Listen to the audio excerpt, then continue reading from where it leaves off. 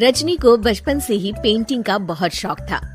वो हमेशा से ही पेंटर बनना चाहती थी, पर उसके माँ और पिताजी ने उसको कभी भी इस चीज के लिए सपोर्ट नहीं किया और उसकी शादी नीरव से हो गई। नीरव रजनी को बहुत प्यार करता था, पर रजनी हमेशा चुपचाप ही रहती। वो इस शादी से खुश नहीं थी।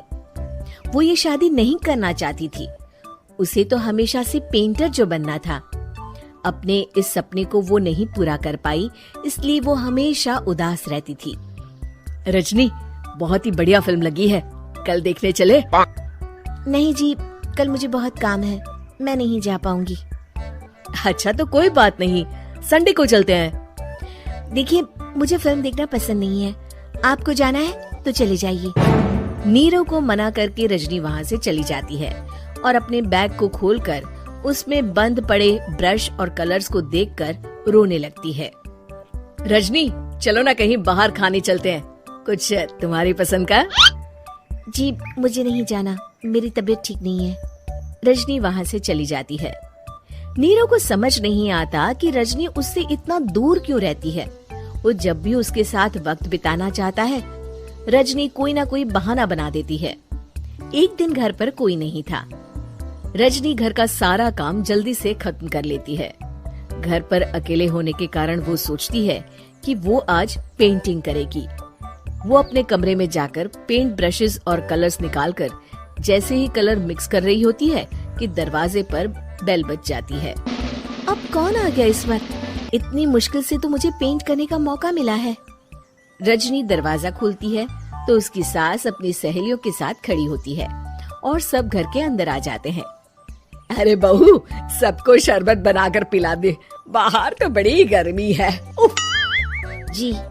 रजनी पेंट ना कर पाने से उदास हो जाती है। उसे गुस्सा भी आ रहा होता है कि उसने इस शादी के लिए हाँ क्यों कह दी। वो रसोई में जा रही होती है कि उसकी सास उसे रोकती है। बहू, सबके खाने का भी इंतजाम कर लेना, आज का लंच तो ये सब यहीं करेगी। हाँ। रजनी बिना कुछ कहे रसोई में चली जाती है। सबके लिए खाना बनाती है। सब खाना खाते हैं और रजनी घड़ी देखती है कि ये सब कब जाएंगे ताकि वो अपनी पेंटिंग कर सके। जब शाम होती है तब सब चले जाते हैं अपने घर। अरे बहू, सब तेरे खाने की तो बहुत तारीफ कर रहे थे, सबको बहुत अच्छा लगा खाना। आपको मुझे सुबह बताना चाहिए था ना कि आपकी सहेलियां आ रही हैं। पता भी है कितना वक्त लगा सारा खाना बनाने में। अरे बहू, तू ऐसे कैसे बात कर रही है मुझसे? तो और कैसे बात करूं? मैं इस घर की कोई नौकरानी नहीं हूँ कि इतना काम करूंगी। रजनी अपने कमरे में जाकर दरवाजा बंद कर लेती है। शाम को जब नीरव आता है तो उसकी माँ उसे पूरी घटना के बारे में बताती है। क्या रजनी ने आपसे इस तरह बात की माँ? हाँ, और पता नहीं उसे क्या हो गया है, शाम से बाहर भी नहीं आई है। मैंने तो कई बार आवाज दी, खाना भी नहीं खाया उसने। तू ही बात करके देख ले बेटा। नीरव अपने कमरे का दरवाजा खटखटाता है। रजनी, दरवाजा खोलो, मैं हूँ। रजनी दरवाजा खोलती है और फिर वापस जाकर अपने बिस्तर पर लेट जाती है। रजनी, माँ से बात करने का ये क्या तरीका है? मैंने कोई गलत बात नहीं की है। अरे तुम क्यों ऐसे बर्ताव कर रही हो सबके साथ? क्या तुम इस शादी से खुश नहीं हो? रजनी कुछ नहीं बोलती। अरे बताओ मुझे रजनी, क्या ये शादी तुम्हारी मर्जी के खिलाफ हुई है?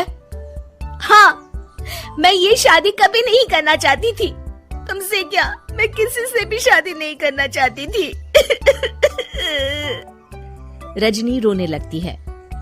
चुप हो जाओ रजनी, बताओ मुझे, तुम क्यों नहीं करना चाहती थी शादी?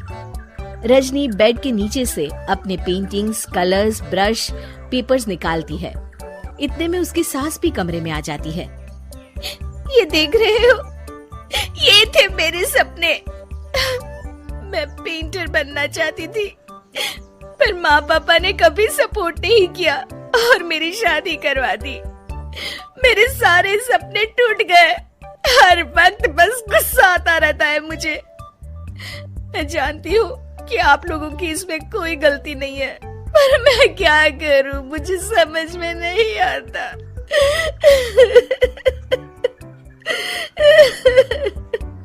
रजनी फूट फूट कर रोने लगती है। मुझे माफ कर दीजिए, आप दोनों के साथ मैं बहुत बुरा बर्ताव कर रही हूँ। अरे रजनी बेटा चुप हो जाओ तुम। नीरव पानी लेकर आता है। ये लो पानी पियो और शांत हो जाओ। रजनी पानी पीती है और उसकी सास पेंटिंग्स देख रही होती है। अरे नीरव, हमें तो पता ही नहीं था कि हमारी बहू कलाकार है। अरे कितनी अच्छी पेंटिंग्स बनाई है, देखो तो। ये वाली तो मैं अपने कमरे में ले जाऊंगी। आपको ये पेंटिंग्स अच्छी लगी? अच्छी नहीं, बहुत अच्छी लगी। और तुमने हमें बताया क्यों नहीं? तुम जब चाहे पेंटिंग कर सकती हो रजनी। हम तुम्हारे सपनों को पूरा करने में तुम्हारा पूरा साथ देंगे। हाँ बेटा, हम कला की कद्र करते हैं। हम कलाकार तो नहीं, पर मुझे गर्व है कि मेरी बहू एक कलाकार है। रजनी, नीरव और सास तीनों हंस पड़ते हैं।